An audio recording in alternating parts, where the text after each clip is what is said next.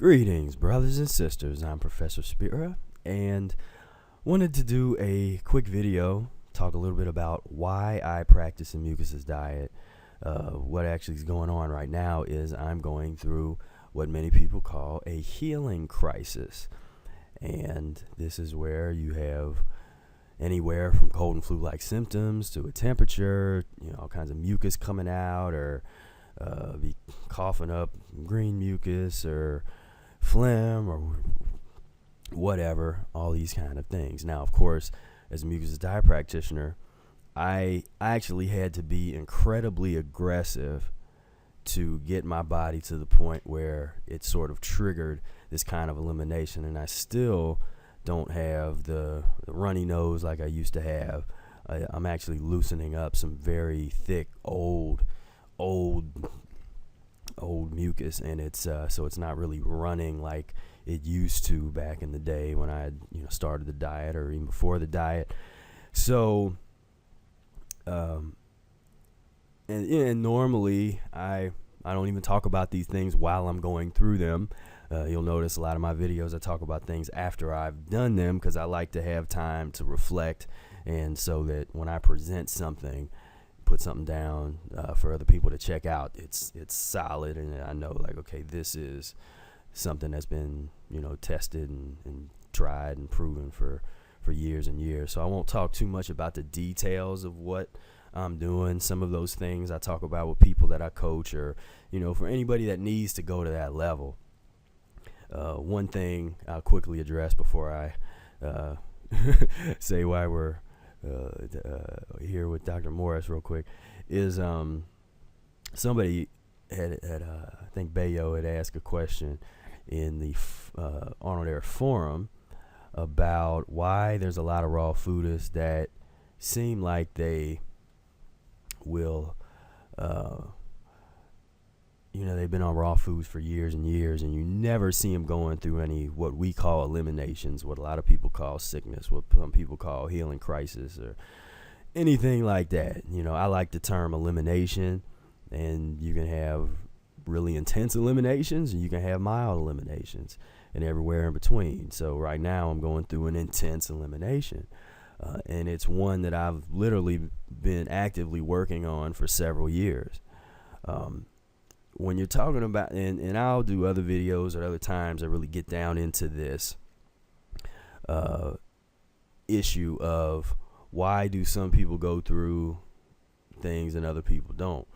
First of all, most people that identify themselves as raw foodists are not mucusless diet healing system practitioners. So they have a very different mindset, different belief system, different desires, different goals. And what ends up happening is folks, if they're not really ever pushing themselves, or they're not really getting mucusless, there's a lot of raw folks. I mean, they're, like Brother Air said, he could do raw standing on his head if it was done the way a lot of people do it, with the nuts and the seeds and fermented foods and dried foods and things that have still been prepared, whether if you soak some nuts or you do whatever.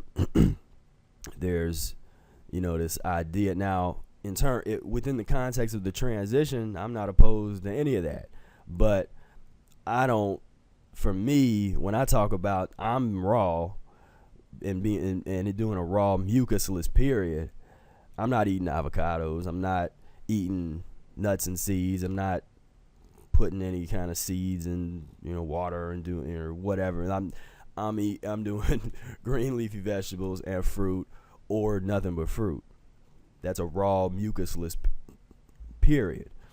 If you know about the transition diet and the mucusless diet, you understand that you travel up and down for many years and visit various levels. So okay. So before I even go on with that, I could go on forever talking about that. But basically, the thing is, a lot of folks that don't practice a mucusless diet, if you're going months and days without ever having done a day mucusless, or you're going a month and you didn't do a couple days of fasting, because that's part of practicing the Mucusless diet. Fasting is a part of the Mucusless diet.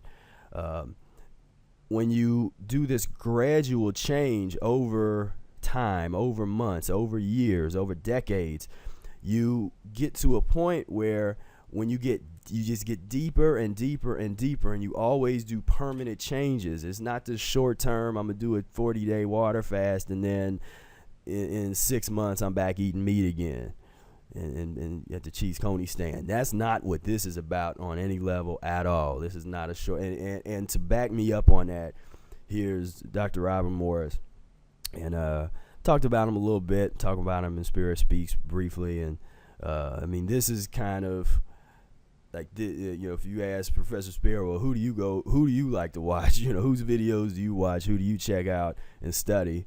Dr. Morris is really the only person that I would recommend his videos to people. And this particular, I really like this particular thing here, is that learn the art of and science of detoxification. It's a bunch of different videos and are on this playlist. I'll put a link to the whole playlist down below. But this one here, the detoxification, the science, practice, and reality, healing crisis. And again, I and other people in Mucusless Diet, we don't always necessarily use the same terminology. I don't use the word detoxification all the time. Again, elimination is sort of our parlance, what we're comfortable kind of talking about, but what he talks about in this is real, and everybody will eventually go through this. Now, this is where I'm going to be a little bit hardcore, and some people aren't going to necessarily like the message. I don't know, some people love it and some people are turned off by it and all that kind of stuff. And normally I like to be a little, I don't like to go too hard on these videos, but when you're someone, and there's a lot of you to practice Mucusless Diet, and you have been exposed to them things, and you have these truths, and you gotta be careful sometimes of how you articulate these truths, because you can make people cry, you can make people angry, you can make people want to beat you up, and you can make people never want to talk to you again, never call. Sometimes that might be necessary. You get the negative energy away. But sometimes, as an educator, you don't want to make people cry on something that's just truth. You're not attacking them. You're not doing anything, but you're hitting on something that's so fundamental and so real that they can't help when certain things are revealed, and when it becomes clear of what we've done to ourselves and why we have to work so hard and get serious today, not tomorrow. There's no time to put nothing off once you realize what's going on, and this thing gets real serious. So anyway, before I go off, I'm just real quick, just a little clip of this. And so this is, you have to understand your lymph system to understand why detoxification. Why is detoxification the golden key that unlocks the door to vitality, vibrant health, the door that eliminates all dis-ease symptoms, this ridiculous world of diseases? The golden key, detoxification. Incredible art. It is an art. There is no such thing as detoxification in 5 days, 2 weeks. There's no such thing. Detoxification is a process. It can take years to detoxify the physical body and regenerate. Because remember, detoxification is the process by which we reach into the human body and remove the acids, that side of chemistry that is most responsible for the degeneration of the cell, for the mutation and damage of the cell. Because remember, the bottom line is the human body is comprised of roughly 100 trillion cells and 2 major fluids. These 2 major fluids, obviously, no-brainer, takes care of the health of those cells. But honey, especially feeling like they are on fire with pneumonia, and that's the thing. When you feel like you're on fire, you are. And that fire is on the acid side of chemistry. You're being burnt by your own acid waste from your cells. Your lungs are just a bunch of cells and two fluids. So you have the same thing in the lungs that you have in the liver and you have in the kidneys. You don't have to be a rocket scientist to prove that you can be healers that can heal any problem man has, because a lot of you YouTubers are already demonstrating to the world that you're doing that. How cool, how perfect, and it shows the world that we've gotten too intellectual about the world and the art of healing, and like in allopathy, you're way out there on a tangent that is so dangerous karmatically for the individuals playing the games. So I strongly encourage you to check this out, this whole playlist, because it gives you a look into what's in store for you. And I hate saying it like that, and I don't want to scare people, and I don't like scaring people away. But okay, so let's get to the point that I was saying about why do I practice a mucusless diet. Now, for me, and where I'm at consciously, I've come to realize that I don't have a choice. Now, I Googled, and we're looking at pictures here of what? Go away. Looking at pictures here of nursing homes, and to give just quick background about me, I mean, I grew up with a very sick, like terminally ill mother, and a grandmother who was like my mother, that I had the mother-son bond the most strongly with my grandmother, and she died when I was in 4th grade, and that just like traumatized me. Then a week after my grandma died, my mother had heart attack, and she went in the hospital, and she was she was just, I think, double bypass surgery, ended up in a nursing home, I think. Then had her legs amputated, her legs turned gangrenous, got gangrene on her feet, and they amputated both of her legs, and she was still up in the nursing home, and kidneys were dying out on her, and she didn't listen to anything anybody was saying in terms of even the bad advice, that's the bad health advice that they give you at a hospital. She would reject that. I mean, she'd be in there trying to smoke her cigarettes and stuff. So it was a bad scene. But I was a young person, and I was exposed to this reality that a lot of people never see, and people in the American culture make sure that they do everything they can to ignore it.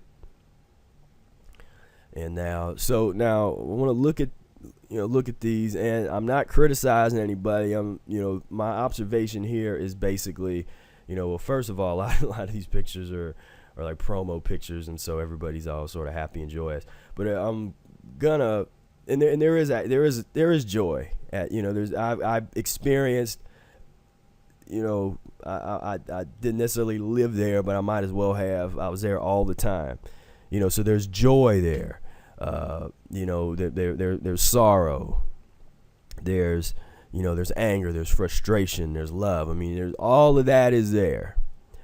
As a young person, there was certain folks that took a liking to me because they never saw children, and so I would go and they'd want to hold my hand. And remember this one woman, Rosie, she was strong as hell.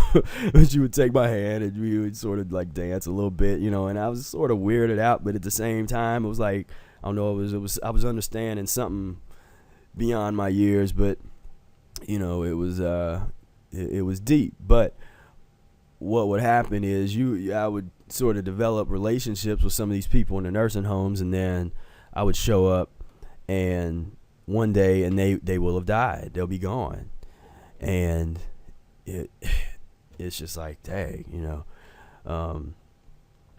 For those of you that got Spira Speaks, I do talk about the death of my mother in a poem at the back. That's real. That's not like a made up some of the poems are made, are sort of a piece of fiction designed to enlighten, or as a part of Mucusless Diet consciousness. But that's a real poem. I mean, that really happened. And so if you haven't taken a look at the poetry section of Spira Speaks, take another look. Okay.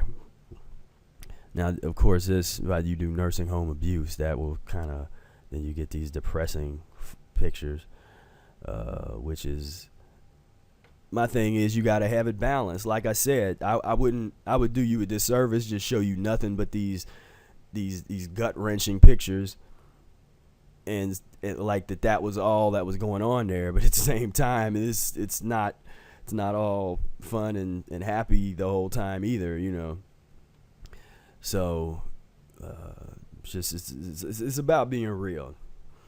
And let's just say nearly 70% of those turning 65 will require long-term care. And I don't know if that's at age 65 or the people that are turning 65.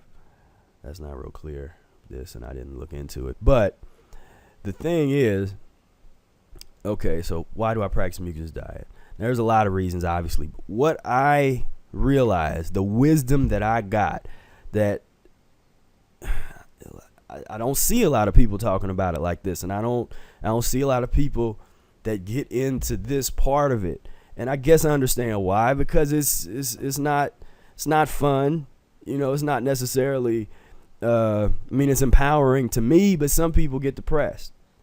And this isn't designed for that. I mean, if you're already getting depressed, and you you want to, you don't want to go on through, then it is what it is. But man, and this is all real, and that makes me so mad when people people that abuse, or the folks that are in nursing homes. I mean, it's sickening. So what I realized was, it's not if you're going to get a healing crisis. It's not, are you going to get sick? It's a matter of when.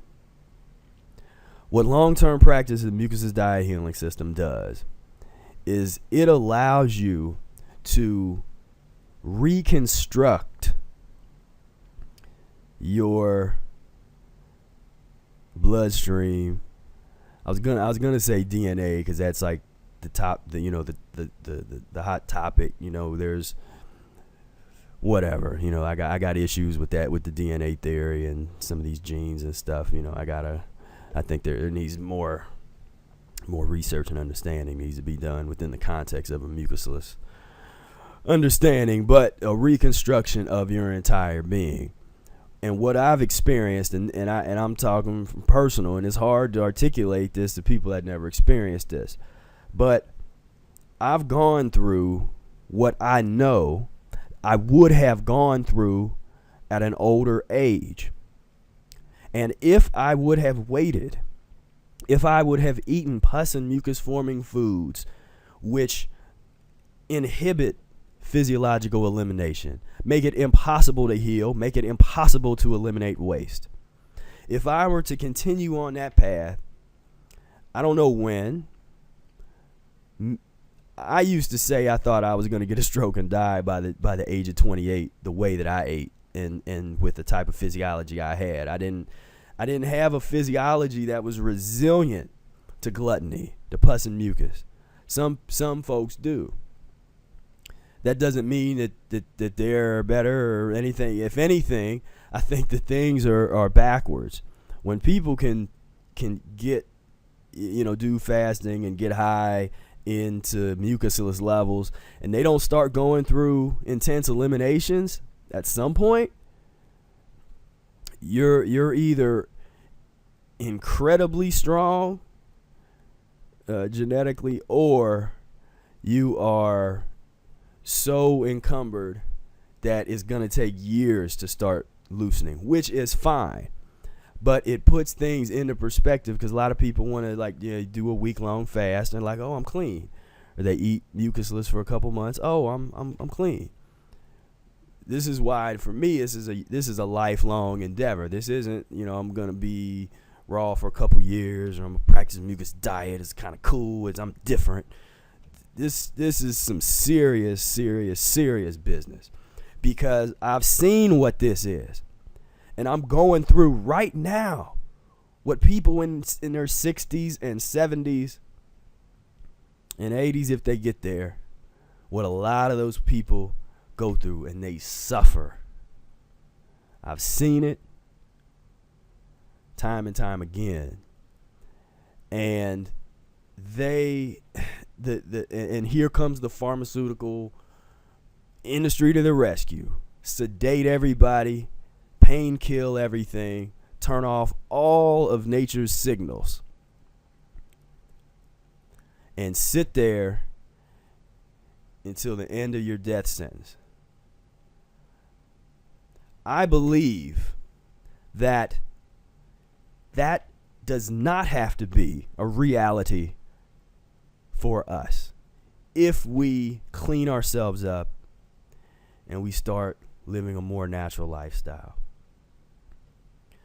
I firmly believe that the entire definition, we could eliminate the word elderly if we got ourselves cleaned up enough. Am I telling you to go start a fast today? No, that's not what this is meant to do. This isn't meant to say, oh, you gotta, that's not, some people think that that's being serious. Like, okay, I'm gonna go do a fast right now. I'm gonna do 20-day fast. That's not being serious. Being serious is go read the Mucusless Diet book. Watch all these, in this video collection, and start to transition. If you're already sick, if you're already been diagnosed with a terminal illness or something like that, now we have to talk seriously about immediate, like you don't have no time to mess around. And, you need to be working with somebody. I do coaching with folks. There's a lot of folks that's coming out of Dr. Morris that are educated along those lines. So, you work with somebody. But in terms of transitioning on the Mucusless Diet Healing System, so that you can slowly work these things out. And and I don't talk a whole lot about different things, like I said, that I go through personally, but different things I'm going through. I know that I'm having eliminations right now that probably would have turned into some type of dementia or Parkinson's or what, something that had to do is like it's like a pressure in the brain. I've been eliminating a lot of stuff, loosening things up there. I have years of pharmaceutical medications that daily suppressed the lymphatic system. That's what they were. Every day I took a little white pill or two little white pills that literally suppressed elimination. So I have hell to pay, and I'm trying to do it with as much I was gonna say with as much charisma, that's the word, but which is with as much style and grace as I can. This isn't no, it's not fun. It doesn't feel good. But if you're conscious enough, you know that it feels better going through it with a 30-year-old body or a 25-year-old body or a 16-year-old body or a 30-year-old body than it does when you're older than that. I even got a little cough, which I literally haven't coughed, haven't had throat elimination in it's got to be 10 years. And so that's the thing to understand is things are cyclical, and every time it cycles back around, you're working on something different, you're doing something else. And this time I'm not working on, like, I don't think, I'm working on pharmaceutical medications and the harm that they've done that I took for so many years as a child. But I'm also really getting down into what people call the genetic weaknesses. I'm starting to use that term more. I never really liked it, but so what I'm talking about: inherited weaknesses, what you're born, the mucus constipation, the lymphatic constipation, whatever terminology you want to use. I'm talking about the same thing, and you can't. What's that song? Can't go over it, can't go over it, can't go under it. I guess you gotta go through it. That's what this is about. Not everything is fun and riding your bike in the sun and doing jumping jacks and lifting weights and and that whole kind of thing. When you're getting down into the part where you're trying to avoid, when you're literally taking illnesses that you definitely would have had. It's not like, well, maybe I would. No. And you ain't going to catch anything. It's not about catching something. It's the way in which elimination would happen to you if you were to continue to eat the way you were eating, and then you just, you got to a point where you were forced to fast. Let's take a look here. I know this video is getting long. I ain't talked to you guys in a long time, and something about this elimination got me kind of heated up. And I was like, man, I need to got some things on my mind. This has kind of brought some things into my mind. Let's see. Was this the one? Okay, now this pathetic nursing home food. Look at this. Come on. 100% pus, mucus, canned fruit with high fructose corn syrup,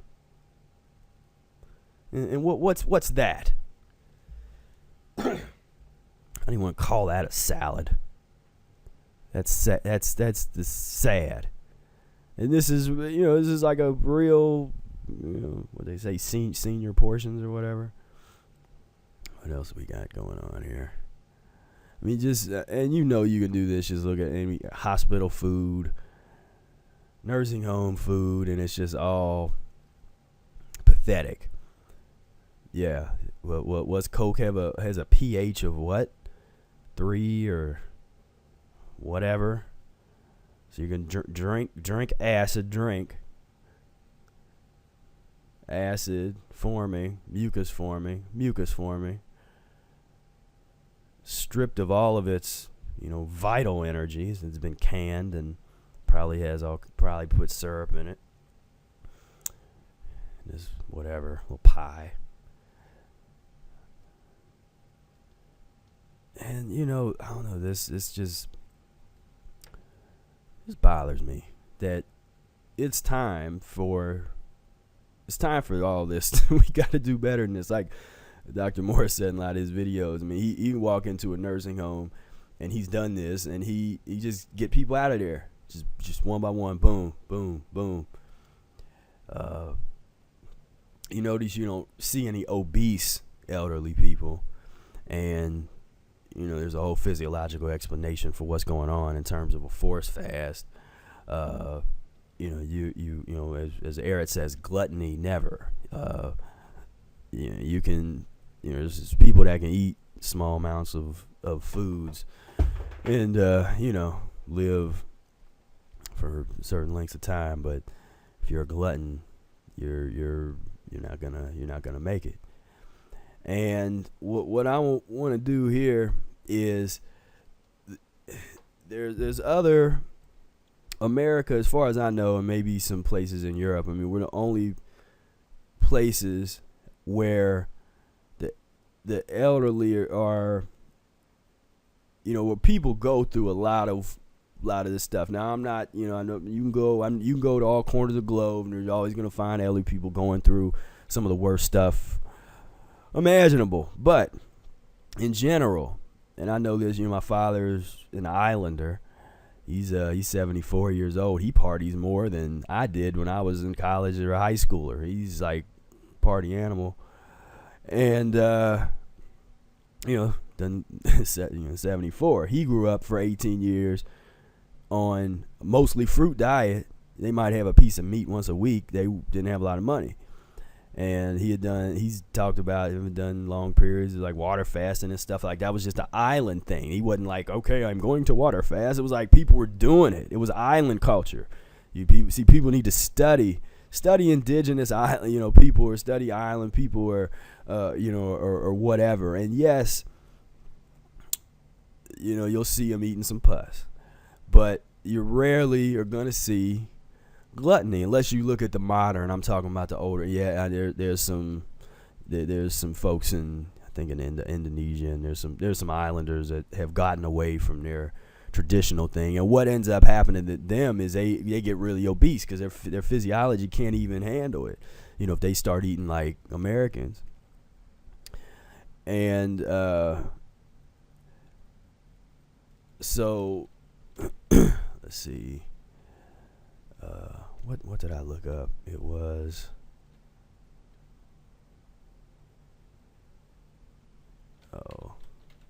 island elders. And just in general, I mean, just to compare, and we're going to look at island nursing homes in a second, and there'll be something kind of something funny about that. But obviously not everybody is clean as a whistle, but you're gonna see more sort of vital older people. Like, they don't have nursing homes. They just live their life, and they still get around. They still, you got some level of vitality. Oftentimes, again, I'm just speaking generally. I'm just observing. Of course, you can find there's older folks that do that in America too, and eat all kinds of stuff. It's not about like one case study of one person, because people, and that to me is like the most ignorant thing in the world. But I hate when people do that, where they're like, well, so and so ate like this and they lived to be 100. So what? That means that it's okay for you to eat like that? Like, it's all right? I mean, this tells a story here. I mean, we're talking physiology. This is an older gentleman. Look at the physiologies. I mean, this is a human physiology. We're not supposed to be carrying lymphatic pus. Like, we're just not. This is a human. This is more along the lines of what I would consider to be a human physiology. And if people I know that are from the islands can attest to a lot of the elders, I mean, they don't, even when they pass away, they're not in the kind of pain and suffering with the number of diseases in general that you see in an American nursing home. Now, if I do island nursing home, what do you see? I don't see a lot of islanders in the island nursing homes. And I see a lot of people that I assume had some money, and they either grew up there. I don't know. I would imagine that there's some people that have some money, and they want to go and retire at a nice, beautiful island nursing home resort. But I'm not seeing, something like, what if I did African? I haven't looked this up. What's this physiology look like?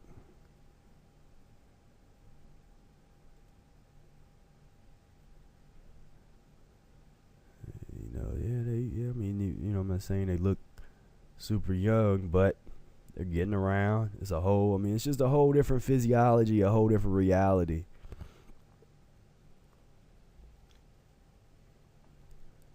And for me, when I look to where everybody likes to look at like models of, well, what do I want to look like kind of thing. To me, the human physiology is going to be, a lot of African, kind of the indigenous African folks got, it's like a slender physiology.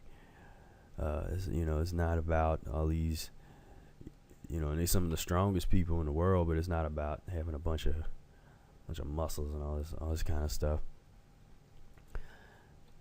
So, nursing Heim.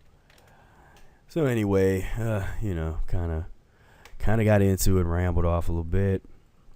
Like I said, it's been a while since I made a video, and this one got kind of real in terms of I don't know. A lot of people don't like that message because people don't want to have to face this.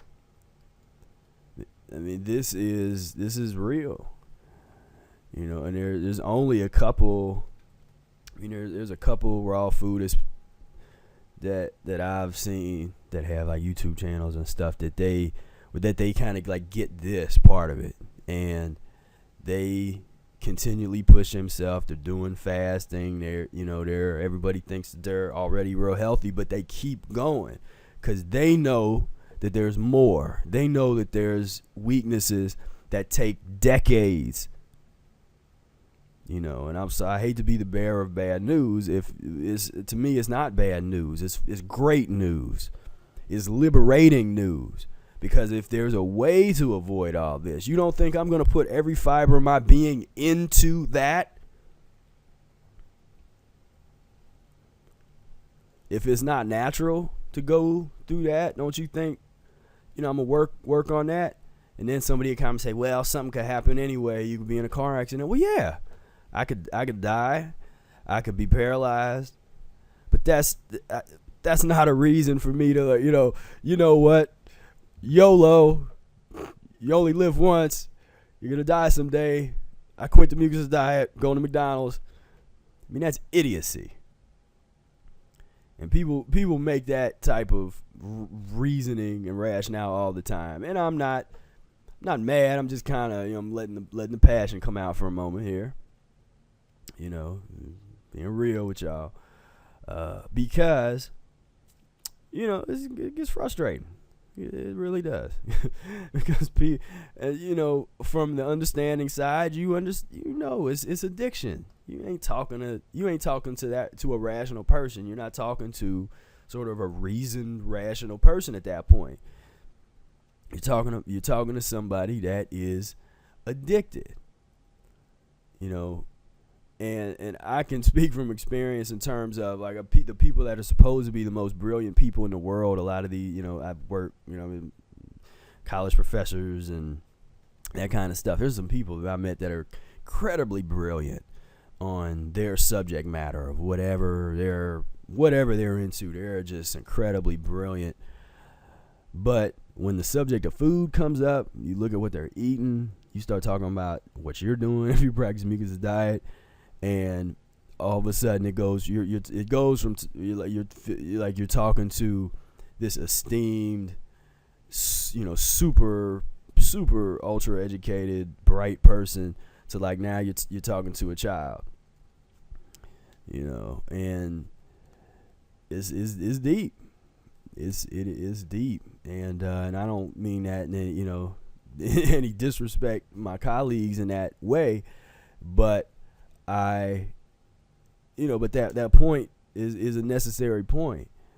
There's a lot of the point is that the people that you think will be able to get it, whether it's intellectually or whatever, or even spiritually. A lot of the people that you think will get it are going to be the people that react the craziest to it.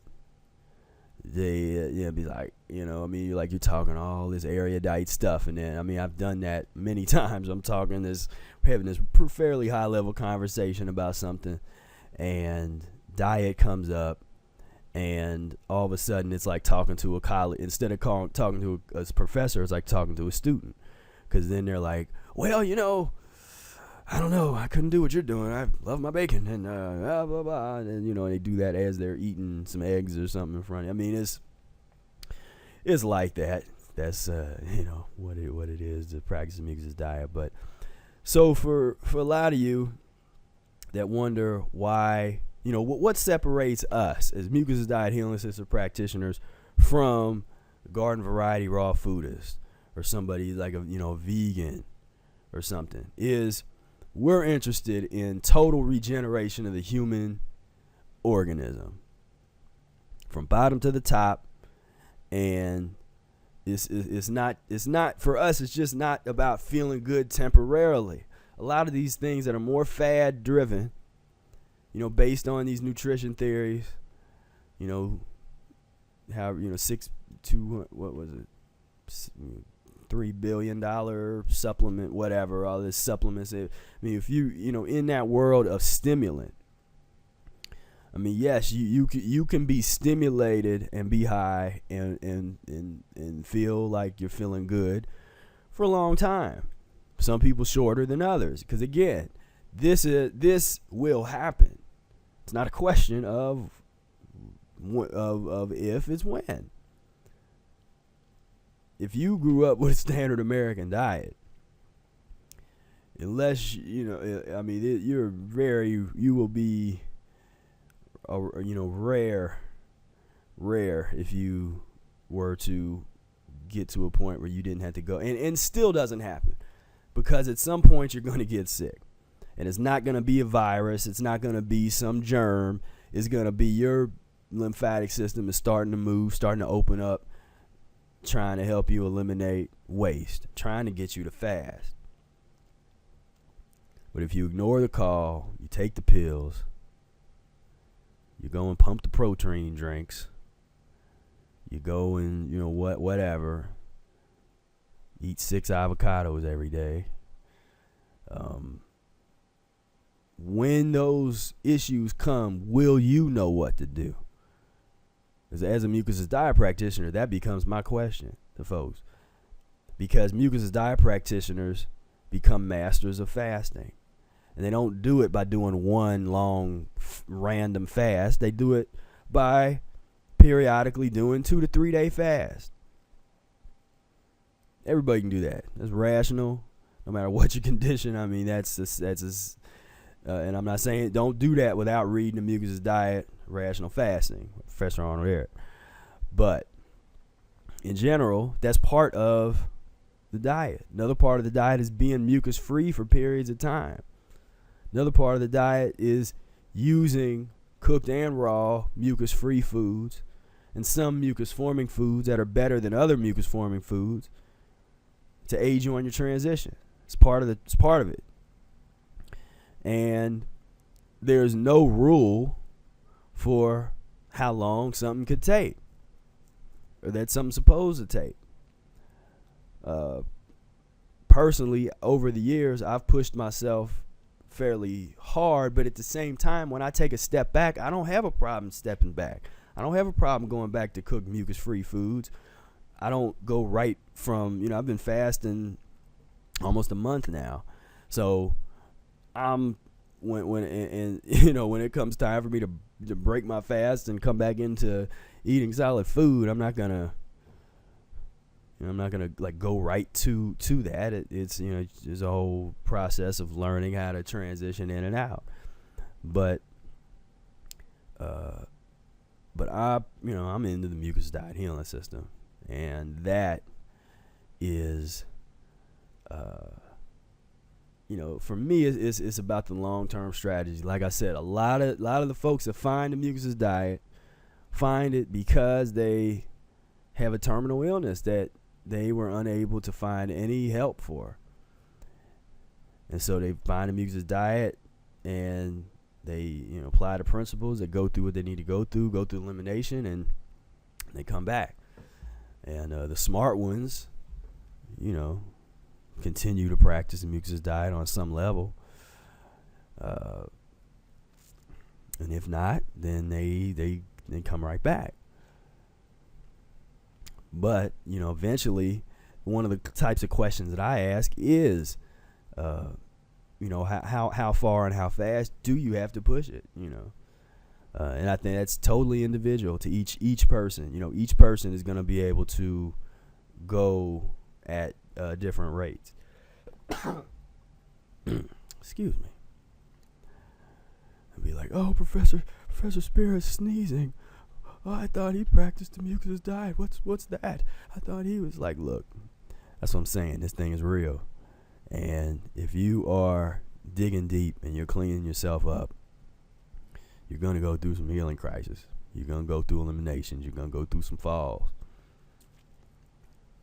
And if you want to, really, really learn how to elegantly deal with them, then you will become a master of the transition.